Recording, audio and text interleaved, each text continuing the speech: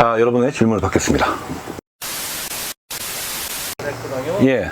그거로 첫 번째 가지하고 뒤에하고는 차이가 어떻게 돼야 되는지 말이에요. 1층과 2층과의 사이 말하는 거죠? 예.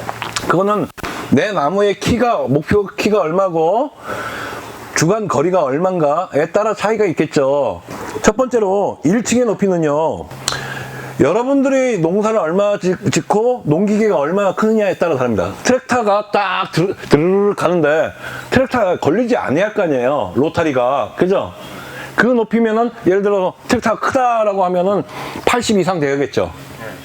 80 이상 되어야 하고, 나 트랙터 50마력 미만이야, 째깐 거야, 한 60도 가능하죠. 60. 그걸로 결정되는 겁니다. 나의 규모와 농기계. 이해되시죠?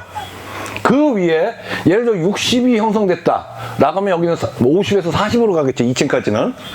예, 그리고서 여기서는 40에서 30으로 가겠죠. 그런 식으로 가는 겁니다. 근데 80으로 갔어요. 응? 80이 가는 건 뭐냐? 농기계가 더 큰 거죠. 그러면은 그 열간 거리도 좀 벌어져야죠. 벌어져야 하고 1층을 형성하는 높이도 틀려져야죠. 예전에 60이 했다고 하면은 여기는 80이 되어야겠죠, 최소. 그리고 여기도 80이었으니까는 여기는 60으로 가고 40으로 가고 이렇게 줄여가는 거죠. 나무 사이즈가 달라지는 겁니다. 이해되시죠? 그러면서 동시에 열간거리와 주간거리도 변화가 생긴 거죠. 지금 제가 3년 차 되고 올해가 이제 정식 4년 차거든요. 예. 네. 저는 1년 차에 2년 차에 훑어가지고 키는 지금 끝까지 다 갔어요. 끝까지 다 자랐어요. 예. 자랐는데 예. 이게 아까 말씀하신 것처럼 이 몸뚱아리는 결과지가 안 나고 위에서 막 퍼지는 거예요. 예. 다 잘라내고 쳐놓고 이렇게 하고 있는데 예. 지금 중간에 지금 이제 좀 받고 싶은데 예. 올해 초에 작년하고 많이 치다 보니까 많이 나오긴 나와요. 예, 예. 제가 예상하고 싶은 쪽이 안 나와. 그래서 정부 우세성이라고 했잖아요. 위쪽이 더 세게 나온다. 네. 걔네를 더 과감하게 쳐줘야 합니다. 지금 나무가 이렇게 됐으면 좋겠는데 나무가 이렇게 큰다는 얘기예요. 이렇게. 여기는 없고. 그죠? 예, 하부에는 없고. 하부에는 없고. 네. 그리고 여기를 더 과감하게, 지상부는 거의 뭐 2cm도 안 남기고 잘라도 다 나와요. 그냥 이만큼 남겨놔, 한 뼘 남겨놔, 이게 아니에요. 제가 말씀한 건. 여기는 거의 다 없이 짝대기만 남겨놓고 잘라버려라는 얘기예요. 그러면 여기서 반드시 다 나옵니다. 아직도 자르는데 더 과감하지 못한 거예요. 가지가 하나 나왔습니다. 쭉 나갔어요. 나갔는데 여기에 열매가 이렇게 매달렸어. 그죠? 뒤틀어서 꺾어 내렸습니다. 꺾어 내렸더니 이렇게 하고 열매 2개 나왔어요. 그죠? 땄습니다. 가을에 수확했죠? 그리고 내년 봄에 그냥 냅뒀다가 겨울 난 다음에 내년 봄에 싹이 싹 나가잖아요. 그때는 수액이 흐르지 않으니까 새순이 나서 그때 과감하게 빡 자르란 얘기예요. 아깝죠? 여기서 새순 나가면 여기 또 열매 맺힐 텐데 그때 잘라줘야 한다는 얘기예요. 그 과도기에 와 있다는 겁니다, 지금 여러분이. 과감하게 잘라서 다시 여기서 새순을 받으면서 열매를 받고 해야 하는데, 그 과도기에 지금 여러분들이 못 자르면 어떻게 되느냐? 못 자르면 어떻게 되는지 제가 보여줄게요. 얘가 이렇게 나갔어요. 여기 열매 2개 있었죠? 여기서 못 잘랐어. 그러면 절대로 여기서 싹이 안 납니다. 여기서 또 나가요, 이제. 또 나가죠? 그러면 이미 여기서 끝났어. 왜? 옆에 나무하고 부딪혔거든. 그죠? 그 상황이 벌어지는 겁니다.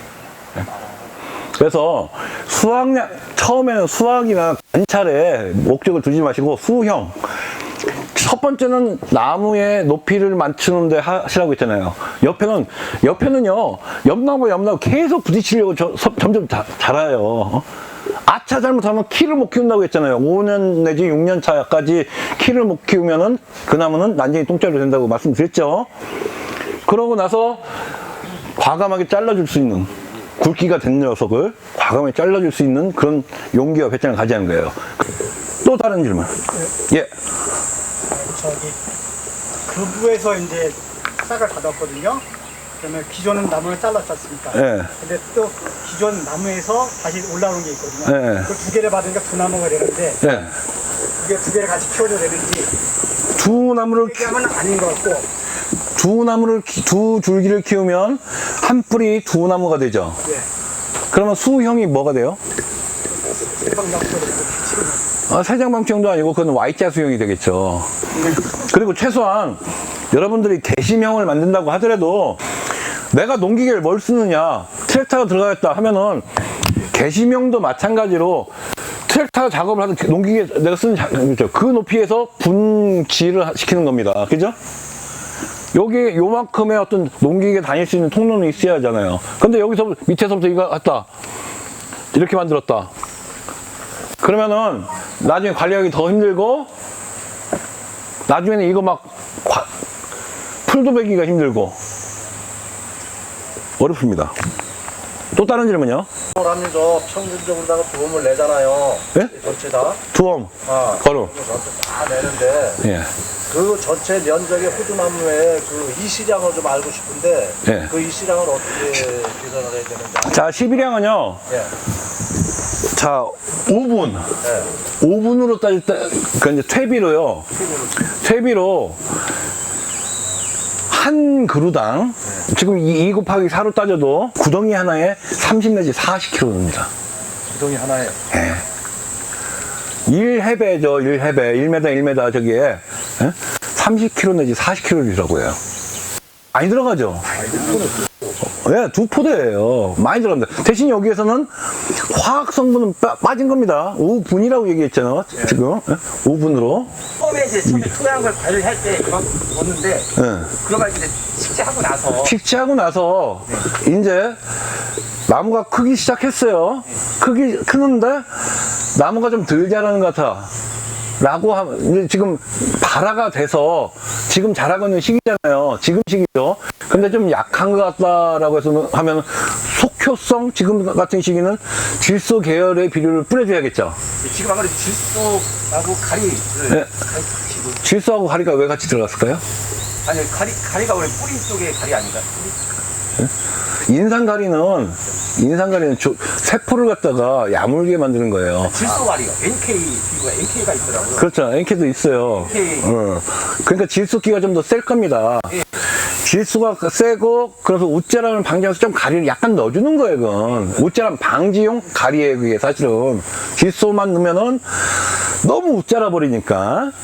그래서 가리를 하면서 조직을 좀 단단하게 야물게 키우면서 억제를 해주는 거예요. 웃자람 방지거든요. 나중에 지금은 질소 계열이 많이 들어가야겠죠. 추비가 들어갈 때 좀 덜 자라는 놈한테. 그런데 8월달 7월 이후 7월 이후서부터는 인산가리가 들어가야겠죠. 인산가리. 네? 인산가리가 들어가야 맞는 거죠. 추비. 기비 언제 넣는다고요? 수확하고 나서. 그렇지. 수확하고 나서 잎이 떨어지기 전까지 가능한 빨리 넣어주는 게 좋다. 네? 기비는 몇 프로? 내년도 목표 생산량의 70%를 넣어준다. 120% 아니에요. 오버시키면 식물들 다 죽습니다. 그래서 비료는 연하게, 약하게 여러 번 주는 것이 기술이에요. 힘들더라도. 또 다른 질문. 가지치기 몇 개짜리 하는 게 가지치기요? 가지치기 좀 말씀을 드릴게요. 여기 강원도에서 추운 지역 있지 않습니까? 해발 고도가 높은 데서는 겨울 전쟁이 유리합니다. 근데 지금 제가 저 아래쪽 지역 있잖아요. 거기는 전지전쟁을 좀 겨울 전쟁을 금지시키려고 해요. 어떤 문제가 생겼냐면 올겨울에 겨울 전쟁을 하십시오라고 했더니 막 올겨울 너무 따뜻했잖아요. 수액이 잘잘잘잘 흘러나왔어요. 그래서 여러분들이 이제 판단을 하시는데 본인들이 계신 곳이 좀 따뜻한 지역이다라고 하면은 겨울 전쟁 그만하시고 이제 수액 흐름이 너무 강하기 때문에 봄에 발화 이후에 전지지 하시는 게 오히려 낫겠습니다. 특히 이제 우리 카페에도 제가 이제 좀 봄에 바빠가지고 제가 대답을 다 못 해드렸는데 카페에 뭐 오리좀도 아닌데 자꾸 이제 나무 줄기에서 검은 물이 흘렀던 이유가 있잖아요. 그 이유가 정확하게 뭐냐면은 고양이나 뭐 짐승들이 다니면서 옆에 눈들 있잖아요. 나무에다 비빕니다. 자기 영역 표시하고 짐승들은 항상 그런 게 있거든요. 고라니도 마찬가지고 비벼요. 그러면서 눈이 붙어 있는 게 막 떨어지고 그럴 거 아닙니까? 만일 거기에 오리온벌레가 오지 않았는데 거기에다가 올해 따뜻했어요. 따뜻하다 보니까는 수액이 흘러버린 겁니다. 수액 흐름 현상이에요, 그게. 그래서 겨울전정, 지금 이 정도에는 겨울, 여기 땅 꽝꽝 얼죠? 예? 그런 데는 상관없습니다. 근데 충남 부여만 해도 겨울전정이 해야 하나 싶은 거예요, 지금 상황이. 그래서 여러분들, 그전에는 제가 겨울전정이 가장 편하고 좋다고 했습니다만, 이제는 겨울전정을 좀 억제하시고, 자꾸 온난화가 되니까 겨울이 겨울 같아지지 않으니까, 이제 이후 잎이 새순이 한 10cm 정도 이상 자랐을 때부터 시작을 하셔가지고 8월 말까지는 끝내십시오. 그러면 1차 적심을 했잖아요. 예. 1차 적심을 눈을 7개, 5개에서 6개 사이로 두고 적심을 했잖아요. 예. 그 2차 가지가 끝에서 2개, 3개가 나와요. 예. 그 적심은 그것도 실수 바로바로 해줘요. 바로바로. 예. 분 5개, 6개에서 아니, 요즘은 두세 개만 남겨도 충분합니다. 지금 2차에 나온 거는 예. 따로. 예, 두세 개만 해도 충분하고 8월 이후에 또 8월 말에 적심을 했잖아요. 그 이후에 또 순이 나오거든요. 가을에도 나와요. 그건 소용없습니다. 그건 겨울에 말라 죽으니까 그냥 봄에 전지전정해서 정리한다라고 생각하시고 그건 버리는 순이다라고 생각하시는 거예요. 지금 상단에 4m 위에 예. 시기를 해놨잖아요. 예. 지금 딱 해놨잖아요. 예. 그럼 그 아래, 이 밑에 쪽에서 이제 쫙 나오는 것들이 더 많은데, 예. 그것도 다 두세 개에서 같이 했어. 거기서 나오는 놈들이 더 많죠? 더 많아요. 너무 많아가지고 도저히 얘네들 감당이 안 된다.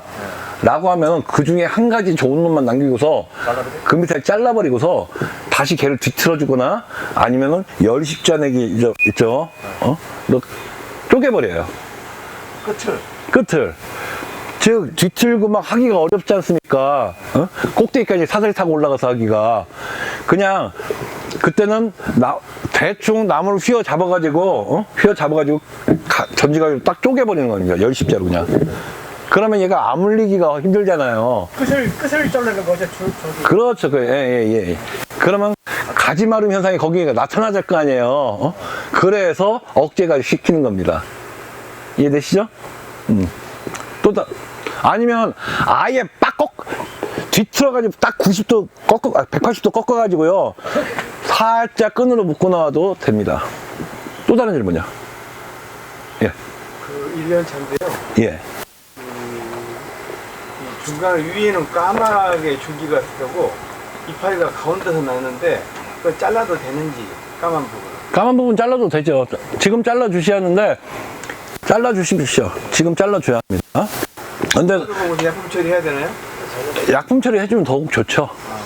더욱 좋죠. 뭐 톱신 패스트라든가 아니면 여러분들 그 유성 페인트 있죠. 아니면 뭐 자동차용 스프레이 있죠. 여러분들 막 그 페인트 막 갖고 다니고 뭐 하기 힘들잖아요. 자동차용 스프레이 라카. 그냥 철물점에 파는 가장 싸구려 있잖아요. 라카 하나 땅땅 갖고 다니다가 자르면 거기 찍 뿌려줘 하셔도 훌륭합니다. 상처를 안 물리는 데는 유성 페인트. 예? 그리고서 도백제는 건물 외장용 수성 페인트. 상처가 안 물리는 데는 아예 피막을 형성해서 딱 안 물리는 거죠. 또 다른 질문이요. 풀 관리는 풀한테는 사람이 이기질 못합니다. 그죠? 풀 관리를 어떻게 할 것인가를 자기가 스스로 계획을 해야 하는데 풀은 사실은 있는 게 과원에 좋습니다. 풀이 하나도 없으면 분명히 그 호두밭은 망합니다. 제가 미리 말씀드려요. 풀이 하나도 없으면 열매가 맺었을 때 있죠. 탄저병이 엄청나게 돌 거예요. 오늘은 바람이 불지만 바람이 안 분다고 생각을 해보자고요. 풀이 없어. 그럼 여기가 뜨거워요. 내 과원이. 그럼 어떻게 돼요? 대류 현상이 아래에서 위로 올라가죠. 그러면서 뭐를 데리고 올라가요? 병원균을 데리고 올라갑니다. 근데 과원에 풀이 있어줘야 풀은 단순히 지저분하고 이런 게 아니라 내년도에 먹을 양분도 만들어줘요. 그리고 또 한 가지 관수시설이기도 합니다. 관수시설. 저녁 때마다 이슬을 잡아, 공기 중에서 이슬을 잡아가지고 땅속에 넣어주죠. 그리고 낮에는 차광시설이 되죠. 지온의 상승을 방지해주죠. 근데 풀이 너무 길면 사람이 다니기 힘들죠. 사람이 다니기 힘드니까 중간중간 사람 다니기 쉬울 정도는 해주시면 돼요. 이해되시죠? 근데 호두나무가 어느 정도 크잖아요. 크고 나중에 호두나무가 자라면은 아예 풀도 못 자랍니다. 처음에 나무가 쬐깐할 때 있죠. 용 심어놓고 그때만 풀이 자라지. 나중에 호두나무가 이제 빽빽하게 이 소나무만큼만 자랐잖아요. 그러면은 뿌리는 저거의 2배라고 했죠. 호두나무의 뿌리에는, 호두나무 밑에는 풀이 안 자란다는 그 속설이 있어요. 그 이유가 뭐냐? 호두나무 뿌리에는 주글론이라는 성분이 있어서 그 주글론 성분이 천연 제초제입니다. 호두나무 뿌리가 스스로 풀을 없애버려요. 이해되시죠? 그래서 처음에는 풀 관리 조금씩 해주시지만 그건 다니기 위해서만 하고 너무 짧게 막 하실 필요 없다는 얘기예요. 어떤 분들은 또 그런 질문을 하시 그렇게 얘기하죠. 그러면 거르는 거 풀이 다 먹으면 어떻게 해요? 그런 말씀 하시죠? 그놈이 먹었던 게 내년에 다시 지가 안 죽어? 풀이? 죽죠? 내년에 다시 양분이 되는 거예요. 그 풀을 싸워가지고 아주 깔끔하게 만들려고 하지 마시고 풀을 어떻게 운용할 것인가 연구하시는 게 좋습니다. 예. 네, 작년 가을 식재 했는데 지금 그 풀 잡으려고 말씀하신 그 풀 잡으려고 제초 매트를 깔았어요. 예, 예. 제초 매트를 깔았는데 딱 싸맬 필요가 없네요. 지금 말씀 들어보니까. 그렇죠. 제초 매트 그냥 둥성둥성해갖고 다릴 정도만 만들면 그렇죠, 그렇죠. 아, 일례로요. 전남 나주에서 거기 나주 신도시가 들어갔거든요. 왜 지역마다 각 신도시가 있잖아요. 아파트 짓고서 어느 양반이 실령을 심었는데 도저히 탄저 때문에 못하겠다고. 그래서 나중에 사진 좀 보내주세요 했더니 그 아파트에서 버리는 그 싸구려 장판 있잖아요. 그걸 싹 갖다가 호두밭에 다 깔았어. 그거 얼마나 열받겠어요. 그러니까 탄저균이 다 올라가지고 농사가 안 되는 겁니다. 풀은 아주 일부만. 제초 매트도 있죠. 나중에는 없으면 내기도 힘들죠? 예, 예. 네. 하지 마세요. 그냥 차라리 여러분들이 이제 다닐만한 데 있잖아요. 사람이 다닐 곳을 풀면 예초기 전체 빌 것도 없고 거기만 비고 다니시는 것도 훌륭한 작업이에요. 훌륭한 농사입니다, 그게. 또 다른 질문 있으십니까? 아, 예. 나무를 심을 때에 이제 1m 이제 구덩이 뒤집기를 하고 나무를 심었고 작년에 이제 그 서척에 또 1m를 또 뒤집으면서 또 퇴비를 넣었고 올 가을에 이제 나머지 이제 동쪽편에 이제 마지막 그 작업을 하려고 그러는데 지금 거기도 제가 퇴비를 갖다 이제 2포대 40kg를 넣으려고 하는데 아까 말씀 중에 이제 우리 국내에서는 호두나무 뿌리가 이제 깊이 작년에 넣을 때는 제가 그 퇴비를 가능한 밑에 쪽에 넣었거든요. 근데 지금 말씀을 들어보니까 호두나무 뿌리가 결국 그 밑에까지 안 내려간다는 결론이 나오는데 이 오른쪽 이 동쪽편에 퇴비를 넣을 때 이걸 밑에 쪽에 있는 퇴비를 가능한 밑에 쪽으로 머리가 하는 게 맞는 건지 그냥 다 섞어버리는 게 맞는지. 퇴비를 갖다가 넣으라고 했더니요. 퇴비 그 원료 그 자체를 갖다가 밑에다가 갖다 놔요. 그러면 나무가 식물체가 먹을 수 있나요? 아니 섞기는 섞되 가능한 이게 완벽하게 섞어줘야죠. 거름 피고서 우리 농사 질 때 하우스 농사 뭐든 농사 질 때 거름 뿌린 다음에 로타리 치죠. 균일하게 전체가 다 섞이게끔 해주는 거죠. 나무 심을 때도 그래요. 땅 팠어. 거름 1포대 2포대 넣었어. 그러고서 흙 덮어. 이게 아니에요. 그 흙하고 파내는 흙 있죠. 그것과 섞어서 넣어줘야 하는 거죠. 그렇게 하려면 어떻게 하시는 게 편해요? 차라리 쭉 밭에 나무 심기 전에 거름 필 때 있죠. 그냥 막 갖다 뿌려요. 응? 아무것도 작물이 없으니까 쫙 그냥 살포기를 뿌리든지 막 뿌립니다. 그 다음에 로타리 막 쳐요. 그럼 겉에 흙이 섞였겠죠. 그 다음에 구덩이 딱 파면은 생땅 파지죠. 옆에서 잘 놔요. 그 다음에 주변에 이미 로타리 쳤던 거름하고 섞인 흙 있죠. 싹싹 긁어서 구덩이 채워요. 그 다음에 옆에 생흙 있던 거 거기다 옆에 착 날아 칩니다. 이해되시죠? 거름기하고 땅을 구덩이를 팠을 때는 거기는 걔네들이 식물은 젓가락질 안 합니다. 요거 먹고 저거 먹고 이거 안 하거든요.